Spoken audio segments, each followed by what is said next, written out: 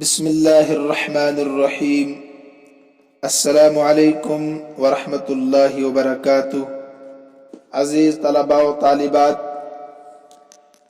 ہم اصول الشاشی سے فصل فی المطلق والمقید کا بیان پڑھ رہے تھے۔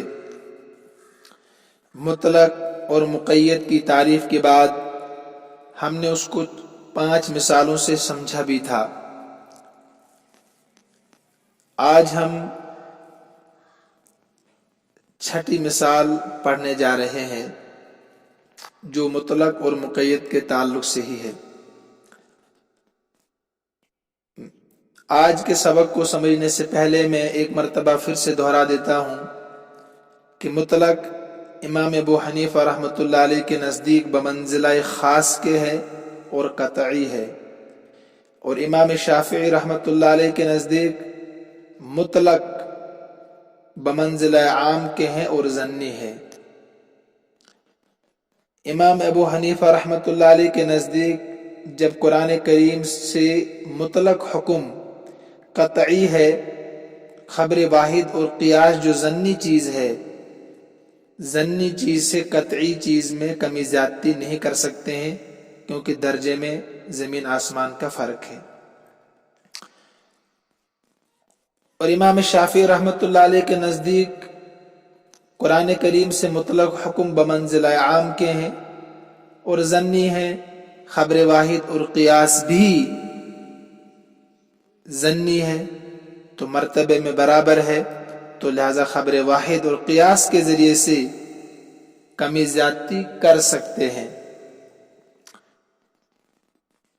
یہ اصول آپ ذہن میں رکھیں اور پھر آج کا سبق سمجھنے کی کوشش کریں۔ آج کا سبق عبارت کا ترجمہ کرنے سے پہلے آپ اس سبق کو بطور خلاصہ سمجھیں اور چند چیزوں کو سمجھیں، پھر سبق سمجھنا عبارت کا سمجھنا آسان ہوگا انشاءاللہ۔ سب سے پہلے زہار کی تعریف۔ زہار کس کو کہتے ہیں؟ اپنی بیوی کو اپنی محرمات ابدیہ کہتے ہیں ان عورتوں کو جن کے ساتھ نکاح ہمیشہ ہمیشہ کے لیے حرام ہوتا ہے۔ بہن ہے، بیٹی ہے، ماں ہے، ساس ہے۔ کوئی آدمی اپنی بیوی کو اپنی محرمات ابدیہ یعنی ماں، بہن، بیٹی، ساس کے کسی ایسے عضو سے تشبیہ دے جس کو دیکھنا اس کے لیے حرام ہو۔ مثلا شوہر اپنی بیوی سے کہتا ہے انت علی کظہر امی، انت علی کظہر امی، تو میرے اوپر میری ماں کی پیٹھ کی طرح ہے۔ ترجمہ اس کا ہے تو میرے اوپر یعنی میرے لیے میری ماں کی پیٹھ کی طرح ہے۔ جب اس نے یہ کلمات کہے اپنی بیوی سے، تو اب اس شوہر کے لیے اپنی بیوی کے ساتھ وہ تمام تعلقات قائم کرنا حرام ہے جو بیوی کے ساتھ ہوتے ہیں۔ ہر طرح کا تعلق حرام ہے۔ اب اگر یہ دوبارہ سے اس کے ساتھ تعلق قائم کرنا چاہتا ہے تو اس کو کیا کرنا ہے؟ یعنی اپنے اس قول سے انت علی کظہر امی جو بیوی سے اس نے کہا ہے کہ تو میرے لیے ایسی ہے جیسی میری ماں کی پیٹھ میرے لیے ہے، یعنی اس کا مطلب آسان لفظوں میں یہ ہے کہ جس طریقے سے میری ماں کی پیٹھ میرے لیے حرام ہے، اسی طریقے سے تو بھی میرے لیے حرام۔ اب اگر اپنے اس جملے سے رجوع کرنا چاہتا ہے تو اس کو کیا کرنا ہے؟ اب اس کو کرنا یہ ہے کہ اس کو کفارہ دینا ہے، جس کو کفارہ زہار کہتے ہیں، جس کو کفارہ زہار کہتے ہیں۔ کفارہ زہار ہے کیا؟ قرآن کریم میں ہمیں 3 چیزیں کفارہ زہار کے تعلق سے ملتی ہے۔ یعنی اگر یہ پھر سے اس کو بیوی بنانا چاہتا ہے، بیوی جیسے تعلقات قائم کرنا چاہتا ہے، تو اس کو اپنے اس جملے سے رجوع کرنا پڑے گا۔ رجوع کرنے کے لیے کیا ہے؟ اس کو کفارہ زہار دینا ہوگا۔ تو کفارہ زہار دینے کے لیے قرآن کریم میں ہمیں 3 چیزیں ملتی ہیں۔ قرآن کریم کی آیت ہے والذین یظاہرون من نسائہم ثم یعودون لما قالوا فتحریر رقبۃ من قبل ان یتماسا ذالکم توعظون بہ واللہ بما تعملون خبیر فمن لم یجد فصیام شہرین متتابعین من قبل ان یتماسا فمن لم یستطع فاطعام 60 مسکینا۔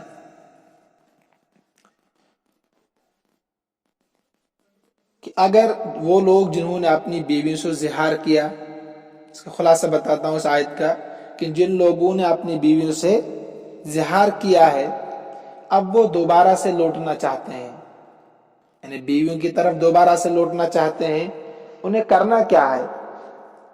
کہتے ہیں فتحریر رقبۃ من قبل ان یتماسا، ان کو ایک غلام یا لونڈی آزاد کرنا ہے، ایک غلام ان کو آزاد کرنا ہے۔ ان یتماسا، من قبل ان یتماسا، بیویوں کو چھونے سے پہلے، تب تک نہیں چھو سکتے ہیں جب تک ایک غلام آزاد نہیں کریں گے، ٹھیک ہے؟ تو پتہ چلا کہ پہلے ان کو غلام آزاد کرنا ہے، اس کے بعد وہ بیویوں کے ساتھ تعلقات قائم کر سکتے ہیں۔ تو یہ کیسے پتہ چلا؟ من قبل ان یتماسا، اس جملے سے، من قبل ان یتماسا، اس سے پہلے کہ وہ ان کو چھوئیں۔ ذالکم توعظون بہ واللہ بما تعملون خبیر۔ پہلی چیز کیا ہے کفارہ زہار میں؟ کہ غلام کو آزاد کرنا عورتوں کو چھونے سے پہلے، بیویوں کو چھونے سے پہلے، ایک چیز۔ نمبر 2، اگر کوئی انسان غلام آزاد نہیں کر سکتا ہے تو پھر کیا کرے گا؟ یعنی غریب آدمی ہے، پیسے نہیں ہیں، غلام خرید کر آزاد کرنا ہوتا ہے۔ دوسرے نمبر پر ہے فصیام شہرین متتابعین، کہ 2 مہینے کے روزے رکھے۔ فصیام شہرین، 2 مہینے کے روزے رکھے، متتابعین، پے در پہ، لگاتار 60 دن کے روزے لگاتار رکھنے ہیں، بیچ میں وقفہ نہیں ہونا چاہیے۔ من قبل ان یتماسا، یہاں بھی ہے یہ لفظ، جملہ، ان کو چھونے سے پہلے، یعنی بیویوں کو چھونے سے پہلے 2 مہینے کے روزے رکھے، پھر چھو سکتا ہے۔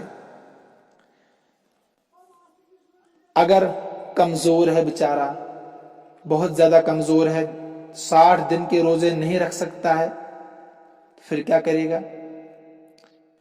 پھر تیسرا کفارہ ہمیں نظر آتا ہے فَمَن لَّمْ يَسْتَطِعْ، اگر یہ بھی نہیں کر سکتا ہے، یعنی 60 دن کے روزے لگاتار نہیں رکھ سکتا ہے، فَإِطْعَامُ 60 مسکینہ، تو وہ 60 مسکینوں کو دونوں ٹائم کھانا کھلائے گا پیٹ بھر کے۔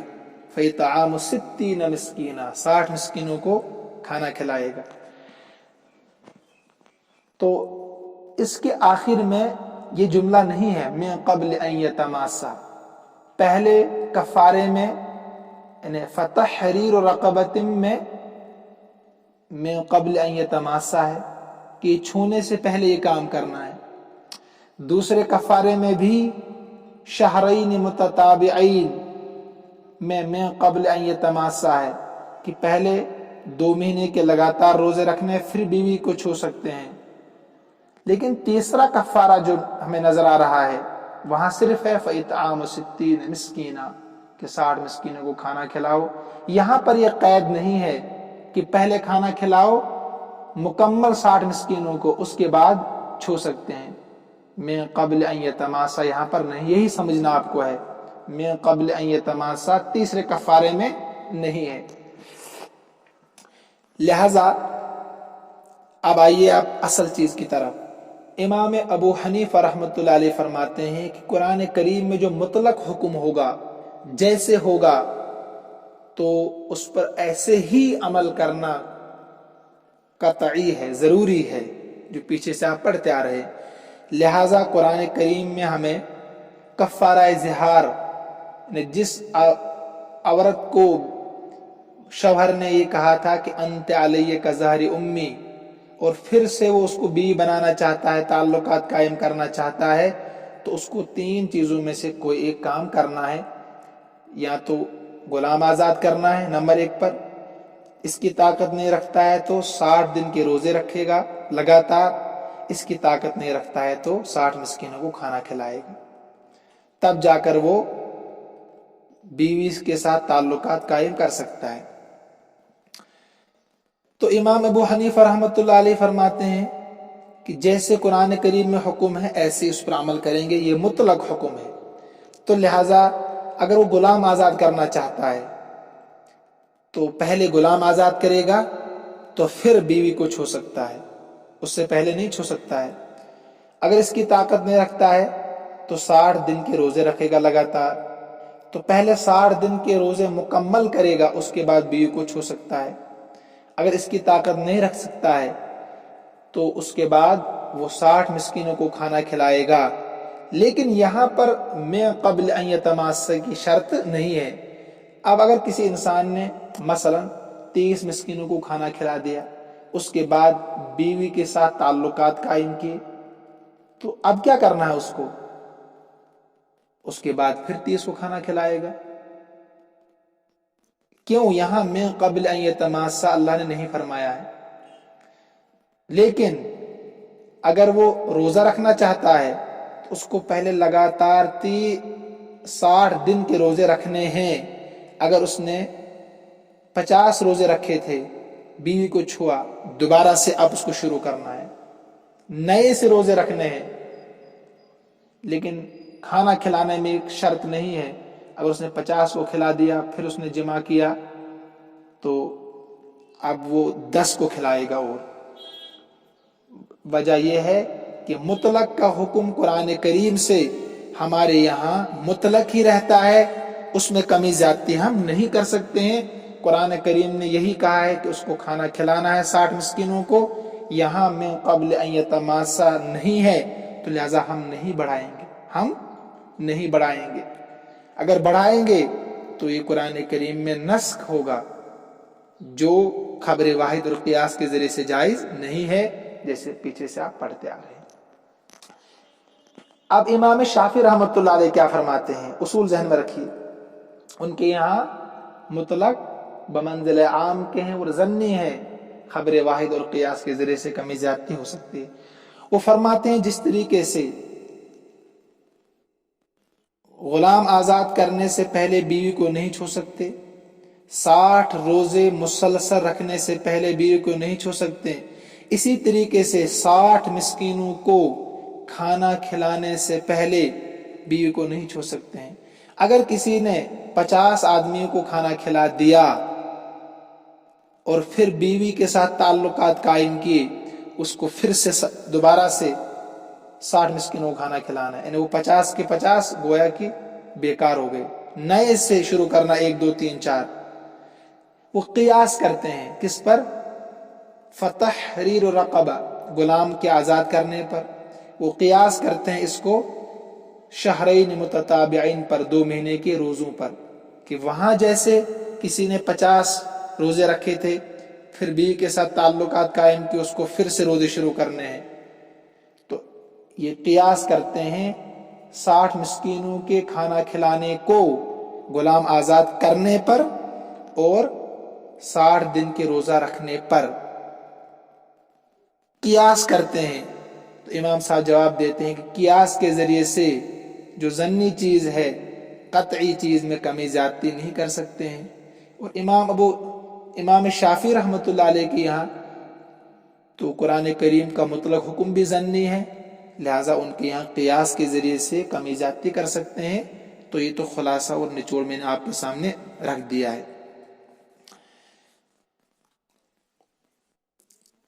ایک بات اور سمجھیے، اسی میں جو ہے امام ابو حنیفہ اور امام شافعی رحمۃ اللہ علیہ کا اس میں بھی تھوڑا اختلاف ہے. وہ کیا ہے؟ مثلا کفارہ یمین، کسی نے قسم کھائی تھی، قسم کھا لی کسی چیز پر، اب اس نے قسم توڑ دی، اس کو کفارہ دینا پڑے گا نا، اس کا نام ہے کفارہ یمین۔ اس کا نام تھا کفارہ ظہار، اس کا نام ہے کفارہ یمین۔ قسم توڑنے پر جو کفارہ دیا جاتا ہے اس کا نام کیا ہے؟ کفارہ یمین۔ کفارہ یمین قرآن میں ہے لا یؤاخذکم اللہ باللغو فی ایمانکم ولکن یؤاخذکم بما عقدتم الایمان فکفارتہ اطعام 10 مساکین، 10 مسکینوں کو کھانا کھلانا۔ نمبر 1، من اوسط ما تطعمون اہلیکم او کسوتہم، جیسا آپ خود کھاتے ہیں گھر والوں کو کھلاتے ہیں ایسے ہی، یا نمبر 2 پر او کسوتہم، یا ان 10 کو کپڑے پہنانے ہیں، یا 10 مسکینوں کو کھانا کھلانا ہے، اس کی طاقت نہیں تو کپڑے پہنانے، 2 میں سے جو بھی کرنا چاہیے۔ تیسرا ہے فتحریر، پہلا ہے اطعام 10 مساکین من اوسط ما تطعمون اہلیکم او کسوتہم، یا تو ان کو کھانا کھلانا ہے یا کپڑے پہنانے ہیں یا غلام آزاد کرنا ہے۔ اگر غلام آزاد کرنے کی بھی طاقت نہیں ہے تو اس کے بعد چوتھے نمبر پر فصیام 3 ایام، کیا کرنا پڑے گا؟ 3 دن کے روزے رکھے گا، 3 دن کے روزے رکھنے ہوں گے۔ اس میں امام ابو حنیفہ رحمۃ اللہ علیہ فرماتے ہیں قرآن کریم میں مطلق ہے کیا؟ او تحریر رقبہ، غلام کا آزاد کرنا مطلق ہے، تو لہذا غلام آزاد کرنا ہے، چاہے وہ مسلمان ہے چاہے غیر مسلم ہے، غلام ہونا چاہیے، کیونکہ قرآن کریم میں مطلق ہے کہ غلام کا آزاد کرنا، یہاں مومنن کی قید نہیں ہے، تو لہٰذا اس کو ہم ایسے ہی رکھیں گے، مطلق ہی رکھیں گے۔ تو اب چاہے آزاد کیا ہوا غلام مسلمان ہے یا غیر مسلم ہے، دونوں صورتوں میں کفارہ ادا ہو جائے گا۔ لیکن امام شافعی رحمۃ اللہ علیہ ان دونوں کفاروں میں کفارہ قتل پر قیاس کر کے غلام کے مومن ہونے کی قید لگاتے ہیں، یعنی جیسے کفارہ قتل خطا، آپ نے پڑھا ہوگا قتل کی جو 5 قسمیں، اس میں ایک ہے قتل خطا، تو وہاں مومن کی قید ہے، یعنی مومن ہونا چاہیے غلام۔ تو امام شافعی رحمۃ اللہ علیہ اس کفارہ یمین میں جو غلام آزاد کرنا ہے اس کو قیاس کرتے ہیں قتل خطا پر، کفارہ قتل خطا پر، لہذا وہ فرماتے ہیں کہ کفارہ یمین میں بھی غلام، اور اسی طریقے سے کفارہ ظہار میں بھی غلام کیا ہونا چاہیے؟ مومن ہونا چاہیے، کیونکہ کفاروں کی جنس ایک ہے، تو لہذا جس طرح کفارہ قتل میں مومن غلام آزاد کرنا ضروری ہے، اسی طرح سے کفارہ یمین اور کفارہ ظہار میں بھی غلام کیا ہونا چاہیے؟ آزاد، یعنی غلام مومن ہونا چاہیے جس کو آپ آزاد کر رہے ہیں۔ امام ابو حنیفہ رحمۃ اللہ علیہ کے یہاں پھر وہی اصول کے مطلق کو خبر واحد اور قیاس کے ذریعے سے ہم مقید نہیں کر سکتے، یہ ناجائز ہے، یہ کیا ہے؟ ناجائز ہے۔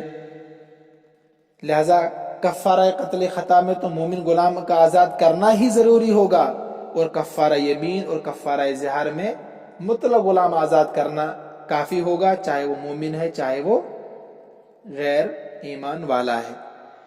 تو 2 مثالیں یہاں، ایک تو کفارہ یمین کے تعلق سے، ایک کفارہ ظہار کے تعلق سے، دونوں مثالوں میں امام ابو حنیفہ رحمۃ اللہ علیہ مطلق کو مطلق رکھ کر عمل کر رہے ہیں، اور امام شافعی رحمۃ اللہ علیہ مطلق کو مقید کر کے عمل کرانا چاہتے ہیں۔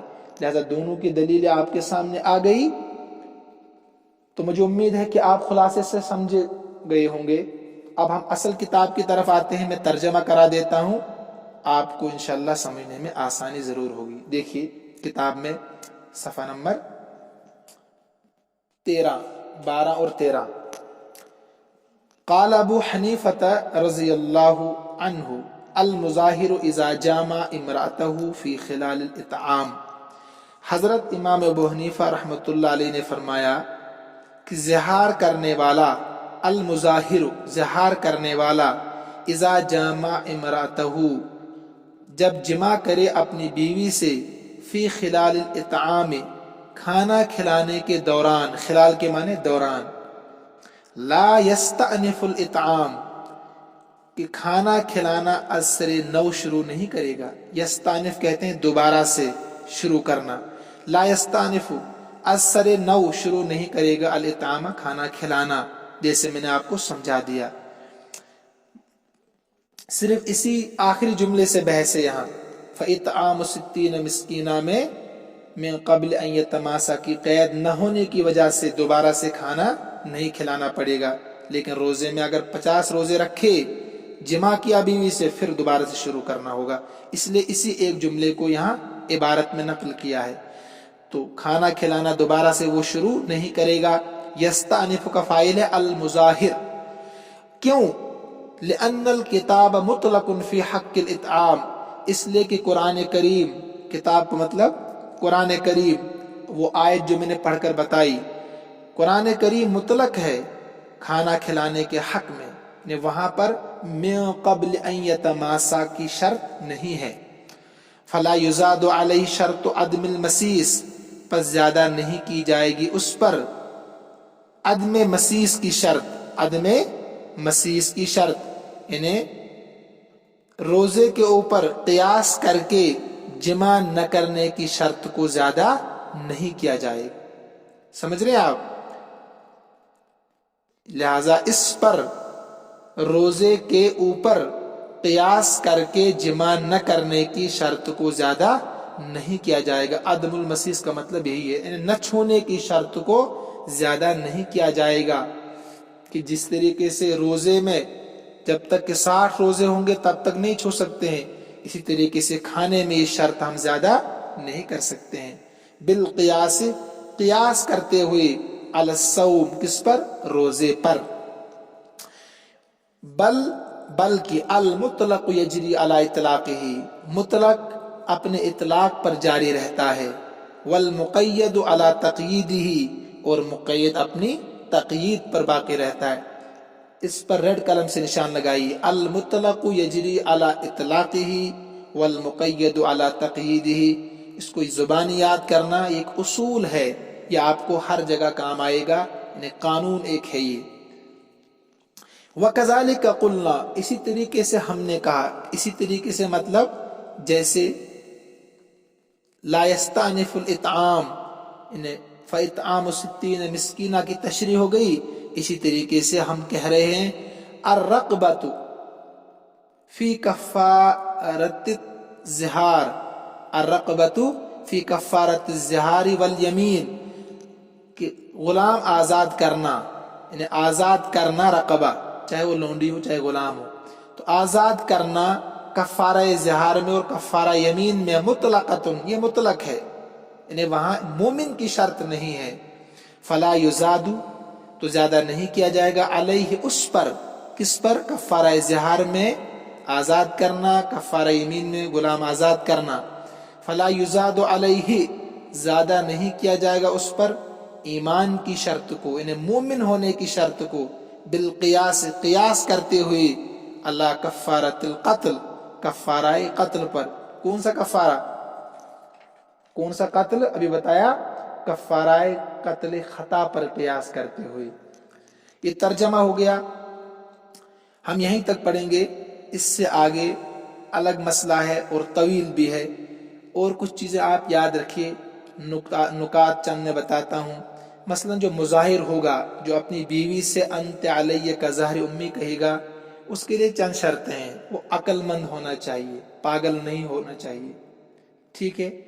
وہ مدہوش بھی نہ ہو، یعنی ہوش میں ہو، سونے والا بھی نہ ہو، نیند میں کچھ بھی کہے، بیدار ہو، بالغ ہو، عقل مند ہو، مسلمان ہونا چاہیے، جو بیوی سے کلمات کہے گا تب جا کر اس پر عمل ہوگا، یعنی اس سے وہ تعلقات قائم نہیں کر سکتا ہے۔ محرمات ابدیہ، جو میں نے بتایا پیچھے، خواہ وہ نسب کی بنا پر ہو یعنی بیٹی، یا رضاعت کی بنا پر ہو جیسے رضائی بہن بھائی، یا سہریت کی بنا پر یعنی رشتہ سسرال کی بنا پر ہو جیسے ساس وغیرہ ہے، ٹھیک ہے۔ اور کفارے کی ادائیگی سے پہلے اگر جمع کر لیا، تعلقات قائم کیے، تو استغفار کرے گا، اس میں صرف استغفار ہی کر سکتا ہے۔ اور یاد رکھیے کہ زہار میں نکاح نہیں ٹوٹتا ہے، یعنی وہ بیوی رہتی ہے مگر تعلقات انسان قائم نہیں کر سکتا ہے، تو نکاح نہیں ٹوٹتا اس میں، زہار میں۔ اور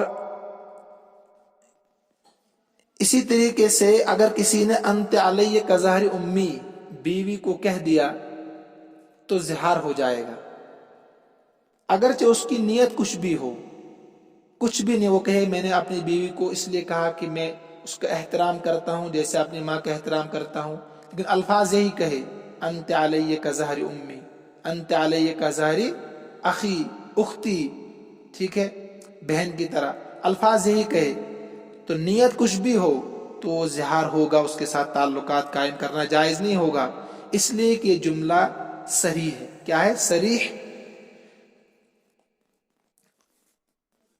اگر وہ کہے گا یعنی کظہر امی کے بجائے اگر وہ کہے کبطن امی، کفخذ امی، کفرج امی، تب بھی یہی حکم ہے، یعنی پیٹ کا لفظ ظہر کے بجائے پیٹ، بطن امی، فخذ امی ران، فرج امی کہا، تب بھی یہی حکم ہے۔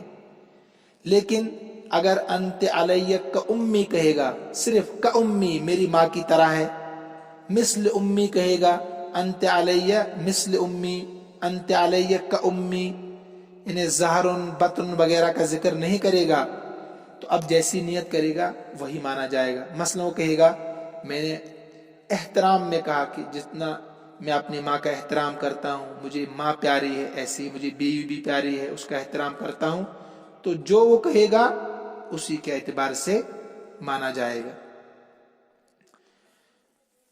ایک بات اور یاد رکھیے، امام ابو حنیفہ رحمۃ اللہ علیہ کے بارے میں صاحب کتاب نے رضی اللہ عنہ کا لفظ جو کہا، میں نے پہلے بھی آپ سے کہا تھا شروع میں، یہ فرط محبت میں کہا یا یہ دعائیہ جملہ ہے؟ کیا ہے؟ یہ دعائیہ جملہ ہے، ورنہ عموماً رحمہ اللہ تعالیٰ ہی وہ استعمال کرتے ہیں۔ تو لہٰذا مجھے امید ہے کہ آج کا سبق بھی آپ سمجھ گئے ہوں گے۔ اللہ تبارک و تعالی ہم سب کا حامی و ناصر ہو، اللہ ہم سب کو اپنے امن و امان میں رکھے، اپنے حفاظت میں رکھے۔